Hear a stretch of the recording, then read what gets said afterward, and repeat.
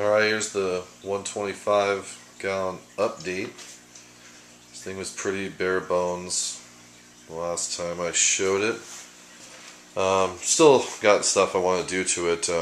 Obviously I still need to get a background up, and I bought a shower curtain from Target on clearance for $2.48 or something. It'll cover the whole thing, so it'll be it's a smoking deal. We'll see if I can get that attached. It's cloth, so I don't know. Obviously the biggest, most exciting thing since the last one that I've added is the log that I got at the San Carlos reservation when we went fishing over a year ago. And it was completely dry, so I had to soak it for a long time before it was waterlogged enough to stay down on its own. It's a real, I don't know, it's really an interesting looking piece of wood, so I really like that. I put some plants in, obviously. Recently too, I found a smoking deal on Craigslist for a 36-inch Coral Life T5. It's only $60, and he claimed it was pretty much brand new, and it looked it. So I got that. Here, I'm going to catch this guy since he's kind of out right now. I added a couple clown Knifefish. That's the big Mambo one. He had a really full gut earlier today.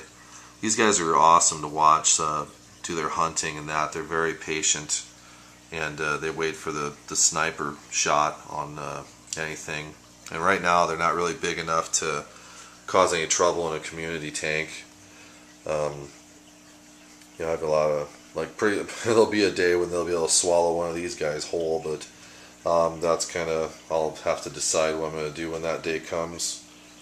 I've got the turquoise. Got 3 turquoise rainbows.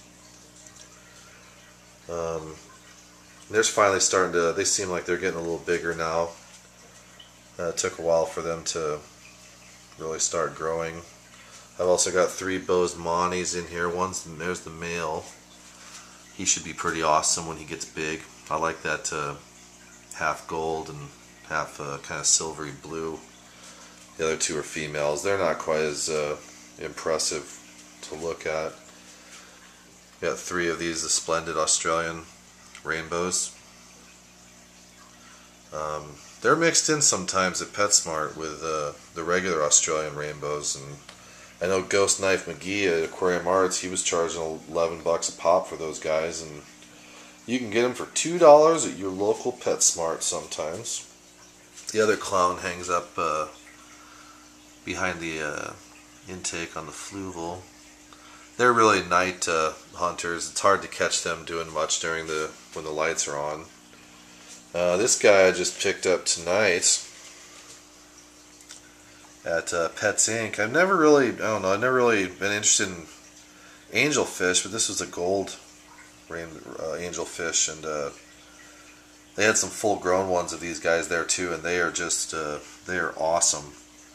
So I couldn't resist. I plan on getting a couple more, but I figured to test them out and see how they get along, or how he gets along with the rest of the fish. I would just get one for now.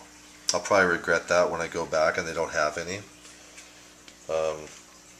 What else? The koi. This guy's awesome. Look at that head. I don't know, most of the koi you see are always orange and white splotches, or whatever, but this guy is just, when I saw him I was like, I have got to get him because he looks sweet. And they're supposed to live a long time. Who did I leave out? I got 3 golden algae eaters. They're just, I like those a lot, so I grabbed, they're on sale right now, so I grabbed a few just so, because I want one to be full grown. And, fish like that will just sometimes croak. So got 3 of them, so I'd up my chances of getting one that would eventually be full grown. And the clowns don't mess with them for whatever reason. I don't know why. Here's a little byproduct of or a little bonus for the log. It's got like this hole, kind of small hole, like a knot, or whatever. And the Raphael catfish digs it, and he hangs out in there pretty much all the time, so he can keep his eyes out of the light. And I get to look at him too, so he's not just hiding under a rock for most of the time. So that's kind of cool. What else? I think that's about it. You know, I'd still like to do some more stuff to this. I want to do more with the landscaping, try something different rather than just throwing rocks in and whatever, but I don't really know quite what I'm going to do yet. Oh yeah, I cut off the other, so I was excited that the clown was out. I got the 36-inch Coral Life on this side, and there was a killer deal on a 24-inch for $30 on Craigslist. So I went ahead and grabbed that because the lighting sucked majorly before.